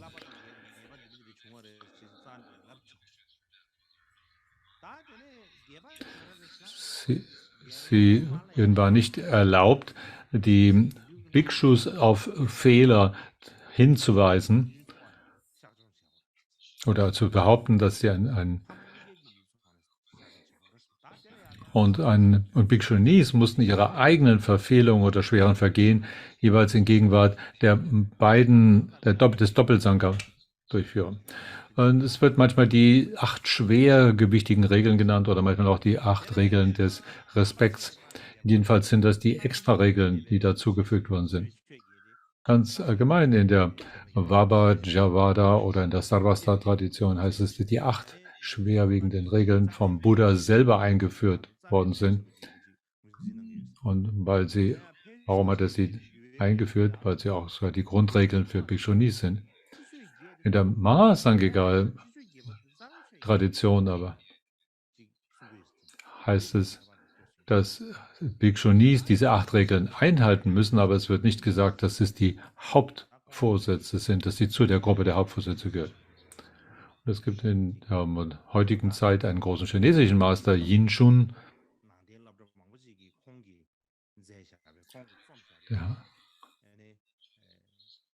der hat über viele chinesische Richtungen geforscht und ihre Texte gründlich durchgesehen.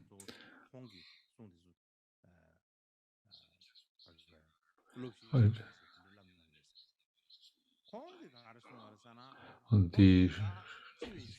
er sagt, diese Textbücher, die da vorliegen, sind jeweils die jeweiligen Lehrbücher der verschiedenen Traditionen. Und er sagt, die 8 schwergewichtigen Dharmas, in Bezug daraufhin hat er einen Zweifel, ob die wirklich durch Buddha selber festgelegt worden sind.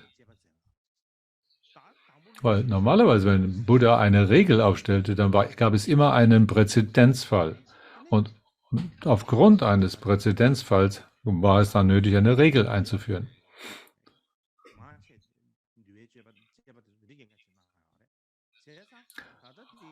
So sind eigentlich alle Regeln des Vinaya zustande gekommen.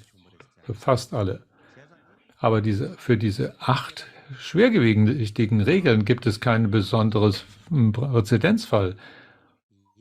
Und es weicht also ab von der Art und Weise, wie der Buddha sonst Regeln aufgestellt hat. Wie auch immer.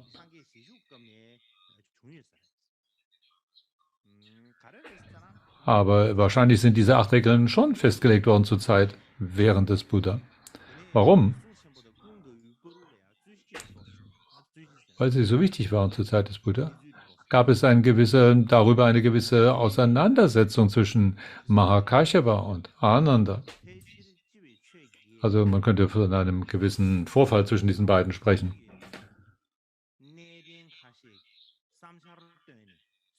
Es ist möglich, dass diese Regeln aufgestellt worden sind durch die Bitte besonders enger oder sehr rigider Bhikshus, traditionsbewusster. Jetzt möchte ich eine Geschichte erzählen. Wenn ich nicht ab und zu mal eine Geschichte erzähle, wird es doch ganz etwas langweilig. Aber jetzt muss ich aber eine Geschichte erzählen, die damit in Verbindung steht. So eine Geschichte ist hier, da gibt es eigentlich viele Geschichten, aber eine hier. Einmal war der Buddha an dem Platz in Shravasti, in dem Kloster, das eben gestiftet war durch Ananda Pindanda. Und das ist ein großer Schüler von ihm. Und Mahakashava war ein Schüler von ihm, war in einem älteren Kloster, das heißt hier das Re-Kloster in Shravasti. Und er war also dabei, morgens seine Roben anzuziehen, seine unteren Robe und die Dharma-Robe, und hat seine Bettelschale genommen und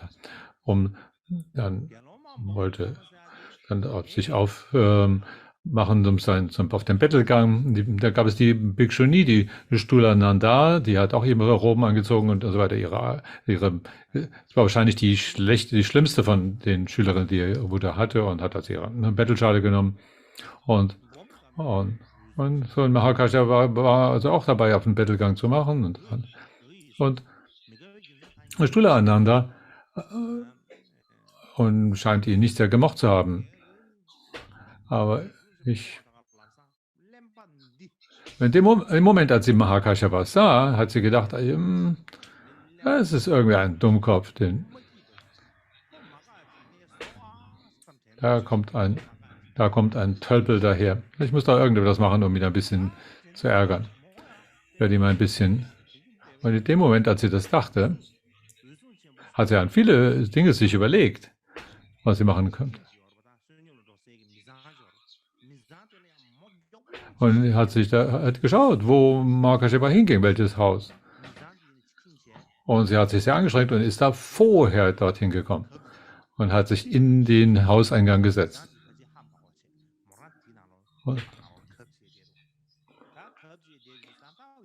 Hat sich innen drinne versteckt, als Mahakashyapa an die Tür kam und an die Tür klopfte.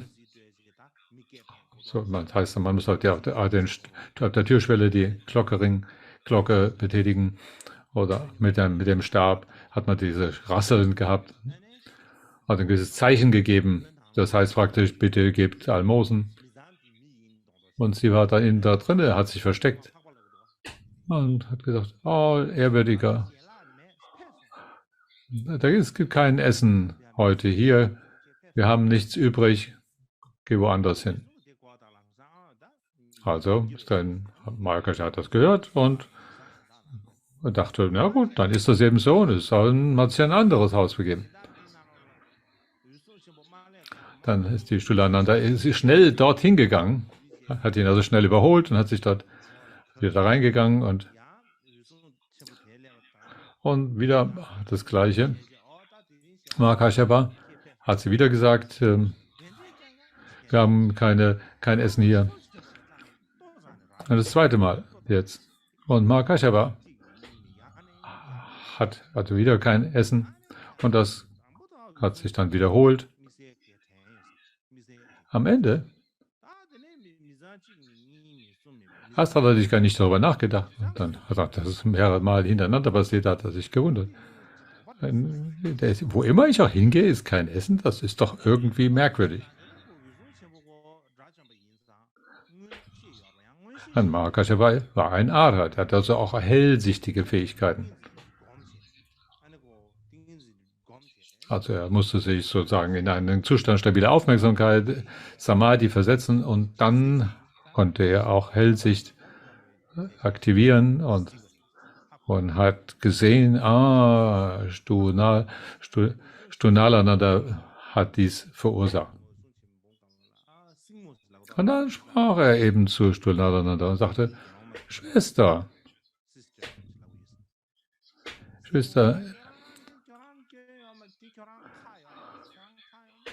es ist nicht dein Fehler, es ist verstehbar.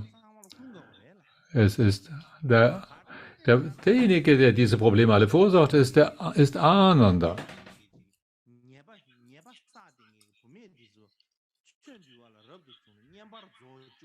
Warum? Weil Ananda ist derjenige,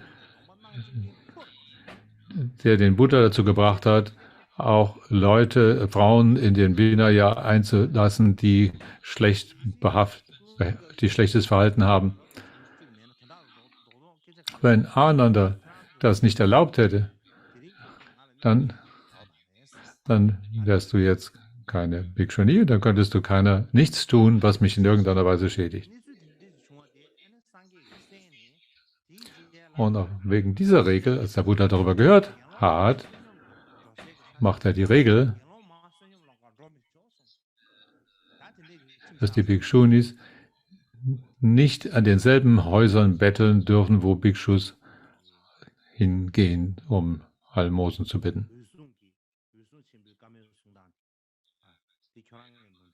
Das war die Art und Weise, wie Mahakashyapa sich da darüber sprach. Er sagte, es ist nicht dein Fehler, sondern es ist Anandas Fehler. Weil er das möglich gemacht hat, dass es erlaubt war, dass Frauen wie du sich so verhalten. Also deswegen hat sich die Situation so entwickelt. Da gab es noch einen anderen Zeitpunkt, wieder diese Bhikshuni, Stunalananda,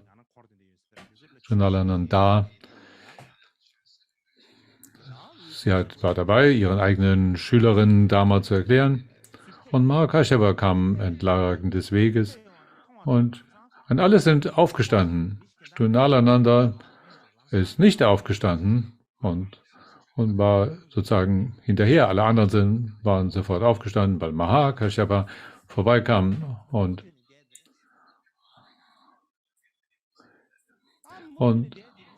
sie sind einfach sitzen geblieben, hat sich nicht ein bisschen erhoben.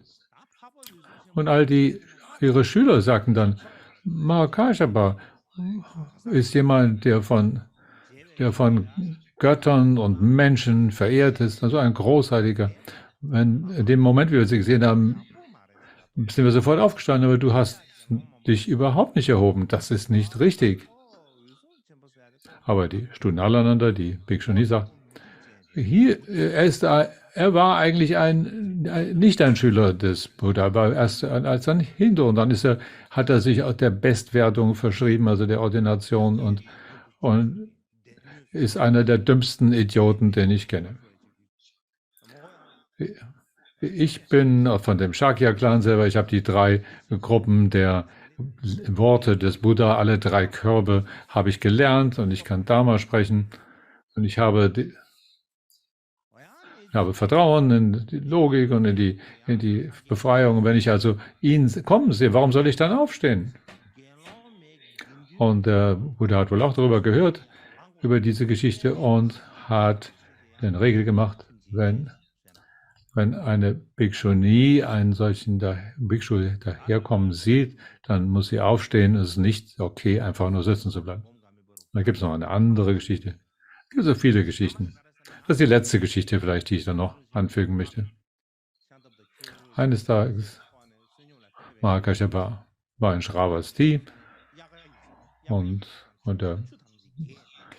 das war also im Sommer, wo er zum Beispiel sie auf dem Weg zum Almosen bitten gegeben hat. Und alle Flüsse, weil es im Sommer war, waren gefüllt mit Wasser und es war unmöglich, den Fluss zu überqueren.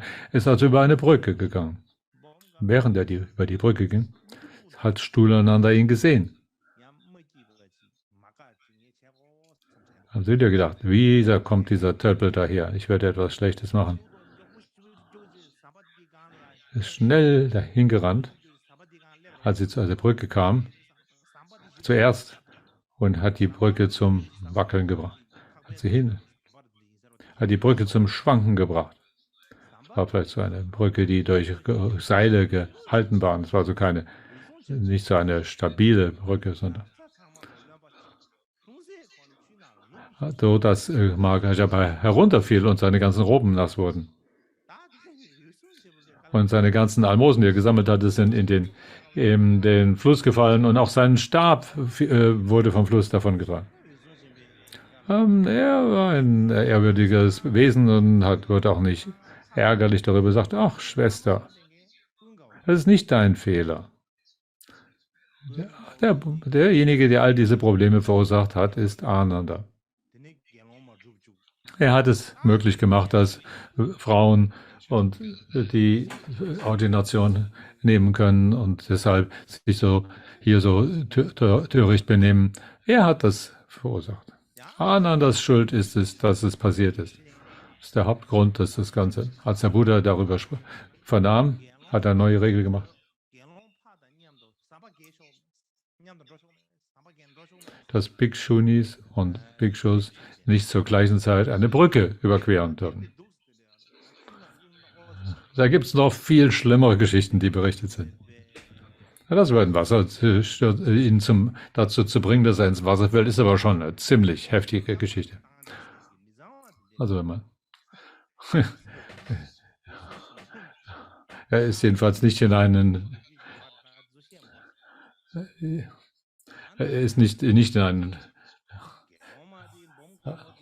Also ist ja nicht in einen Tümpel gefallen voller Exkremente. Aber wie auch immer, das wäre natürlich noch heftiger. Ich weiß nicht, warum sie so etwas gegen Mark Kashabada. Aber sie hatte eine sehr schlechte Meinung über ihn. Und Mark Kashabada hat jeweils nicht ärgerlich werden gesagt, dass Ananda daran schuld ist. Und im ersten Konzil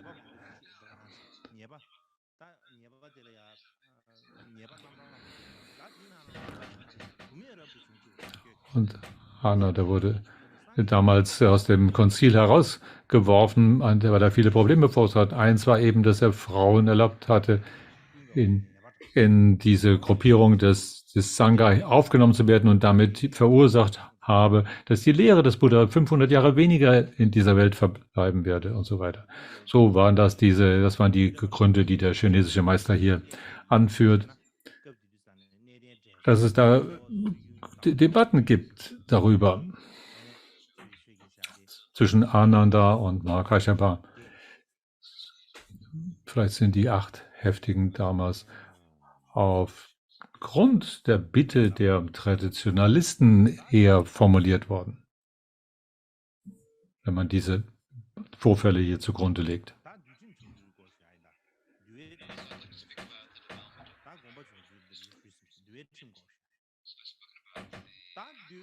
Ich habe über die Vinaya-Regeln gesprochen, wie die sich entwickelt haben und ich habe gesprochen über die Art und Weise, wie sich die Gemeinschaften entwickelt haben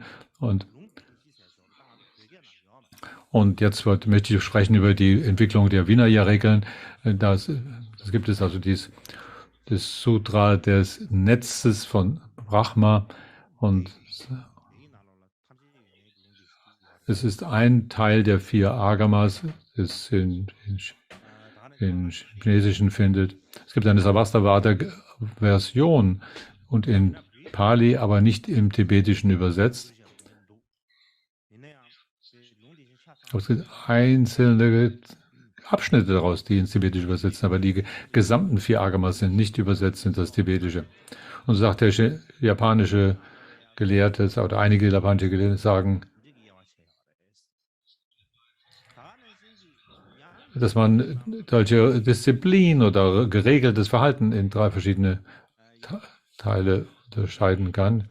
Da gibt es eine weitere Sektion dieser 4 Agamas, die Zusammenstellung der edlen Regeln und die einen ähnlichen Inhalt hat.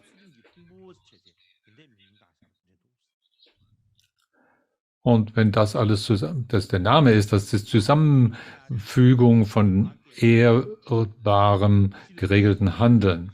Wenn wir darüber sprechen, was das bedeutet im Sanskrit, das Wort was wir manchmal als Disziplin bezeichnen oder geregeltes Verhalten, ist im Wort Sanskrit ist Shila. Das muss man von seiner Grundqualität bestimmen. Es muss etwas, das bedeutet, eine gute Gewohnheit zu bilden, was unseren Charakter formt, was von einem unguten Handlungsmuster in ein gutes umwandelt und dieses verfeinert und vervollkommt und so weiter. Und dass man alles, was im Gegensatz dazu steht, das aufgibt und in der Lage ist, das, was solche Handlungsregeln verletzt, das sollte man das aufzugeben. Also wenn man es von der Seite her sieht, es ist nicht der Art und Weise, dass jemand sagt, du darfst das nicht tun. Das ist nicht die Art und Weise, wie man solche geregelten Lebensweise betrachtet. Es ist die Art und Weise, wie man sich selber entwickeln kann, eine Art von Regeln, Leitregeln, um sich selber zu entwickeln. Man schaut, kann ich das machen? Kann ich das durchführen? Kann ich mich solche Art entwickeln? Es ist gewissermaßen eher eine Erwartung oder Hoffnung, eine Zuversicht, die man in sein eigenes Handeln setzt.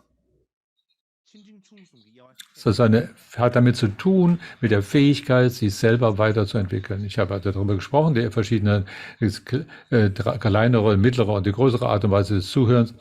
Und die kleinere ist die, dass die die 5 Vorsätze, das kein Leben zu nehmen, nicht zu stehlen und kein unsittliches Tun, nicht zu lügen und so weiter. Das wird als die geringeren bezeichnet, weil das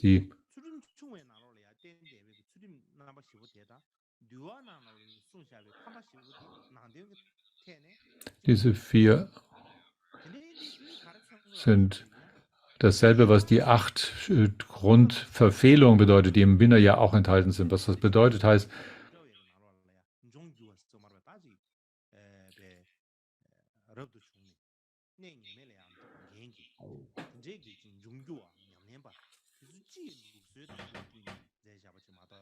das heißt praktisch, dass Vinaya in Einklang mit jenen, die damals umherzogen als Mönche. Das ist nicht etwas, was der Buddha einfach so entwickelt hat, sondern was auch grundsätzlich für andere solche umherziehenden Mönche oder religiösen Übenden eine Grundregel war, dass man kein Leben nimmt, nicht tötet und so weiter. Wenn man also heute über Shila spricht, also so ein geregeltes Leben, dann muss man seine eigenen Begeisterung dafür entwickeln. Das ist nicht etwas, was gemeint ist, dass jemand anders uns dazu antreibt. Man kann das aber auch nicht. Wenn man etwas ändern möchte an sich, dann braucht man dazu einen inneren Willen oder eine Begeisterung oder eine klare Entscheidung, die man trifft, um Dharma üben zu wollen. Wenn man kein klares Gemüt, keine Geistesverfassung hat, kann man auch so eine Regel nicht einhalten. Man braucht also eine klare Entscheidung, die man trifft. So ist also solche Regeln, die ja zum Beispiel Haushälter fassen, sind andere Art.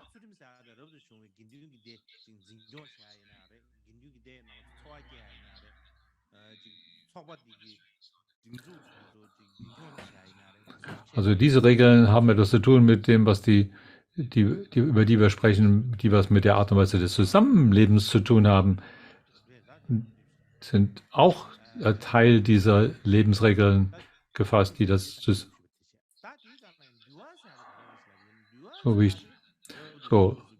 also grundlegend ist also ein geregeltes Leben zu führen, die Disziplin dieser Art, wie ich das bereits eben gesagt habe. Darüber hinaus ist Vinaya, haben ihren eigenen Lebensstil, in dem sie diese Gemeinschaft unterhalten müssen und sozusagen die Regeln des Zusammenlebens gibt es viele Unterteilungen. Die Vinaya ist also in erster Linie für jene, die diesem Weg als voll Ordinierte gehen und in einer Gemeinschaft leben sind und diese Regeln des Zusammenlebens zu befolgen haben. Und in den 253 oder mehr Regeln, wir sagen immer in der Mula, Savastivadin sind es 252. In anderen Regeln, anderen Gruppierungen, Traditionen gibt es mehr, noch andere Anzahlen. Unter denen sind die 4 Hauptverfehlungen genannt. Wenn man diese begeht, dann wird man aus der Gemeinschaft ausgestoßen und dann gibt es noch eine weitere Gruppe.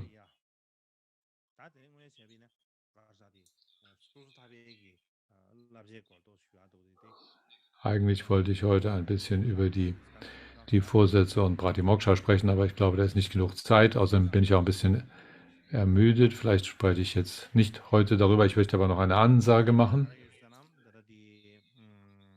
dass die Mitteilung, die Ankündigung ist an dem 12. Tage, also 12. August,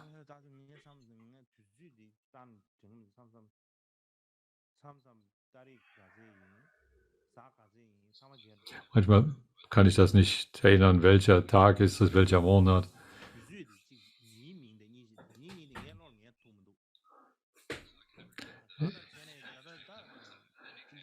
kann das niemals genau verstehen. Aber wie auch immer, jetzt ist der 8. Monat, jetzt August. Und wie wir das in der Ankündigung bereits veröffentlicht haben, ist das die Geburtstag, Feier für Gampopa oder die Erinnerungsfeier, nicht der Geburtstag, sondern die Erinnerungsfeier an Gampopa. Es wird an dem Tage keine Unterweisung geben, aber stattdessen eine Guru Sadhana. Es gibt verschiedene Arten von Guru Sadhanas. Der schnelle Weg und so weiter. Welche die am angemessensten hierfür ist der Text, der durch den ersten Dabsan Temparabki in einer reinen Vision verfasst wurde. Das heißt, dass er eine Ausstrahlung von Gampopa war und hat da einen Guru Sadhana verfasst. Und Jammun Control hat ein Gana Chakra und ein solches Verfahren verfasst. Und Jammun Lotutraya hat auf Grundlage davon dann eine Gampopa Guru Sadhana zusammengestellt.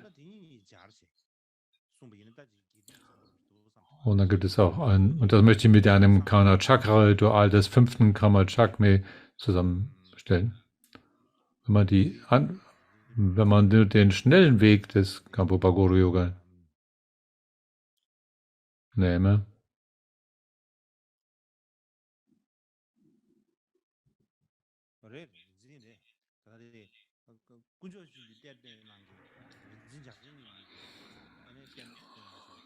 wenn Sie in Jatsun Ningpo verfasst, ist der schnelle, rasche Weg genannt.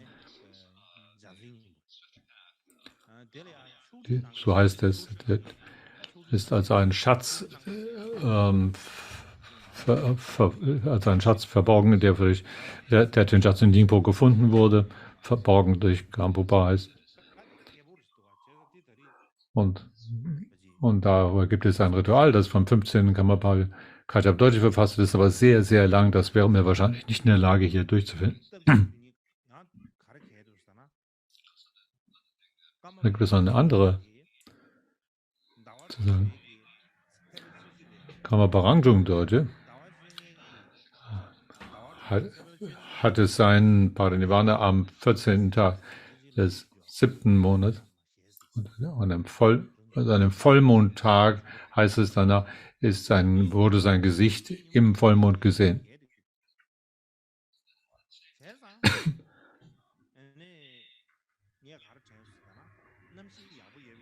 Was ich gedacht habe, ist, wenn das Wetter gut ist an diesem Tage,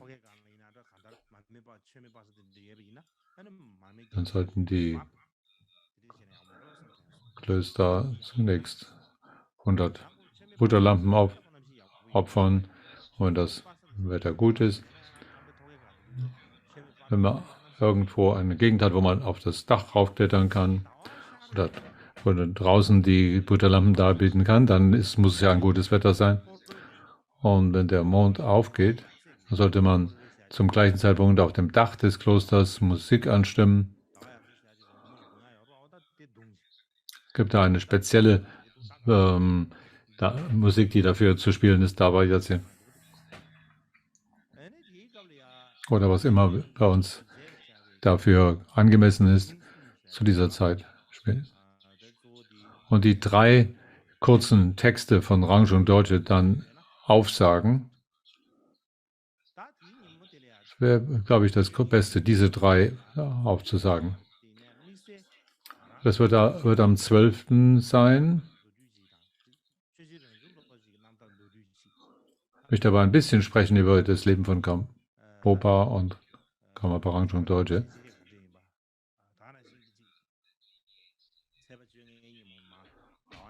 Ihre Aktivitäten sprechen von Gampopa und Rangjung Dorje. Und wie es dazu kam, dass sein Gesicht in dem Mond zu sehen war. Ich möchte euch alle bitten, das gut zu behalten und euch vorzunehmen. Jetzt sprechen wir die abschließenden Gebete.